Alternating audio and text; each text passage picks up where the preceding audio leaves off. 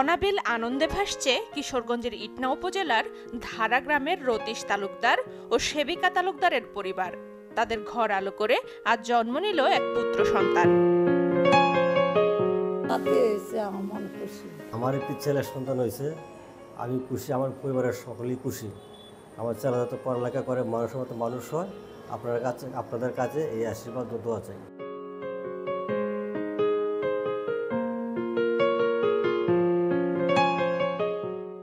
নবজাতক ও তার পরিবারকে শুভকামনা।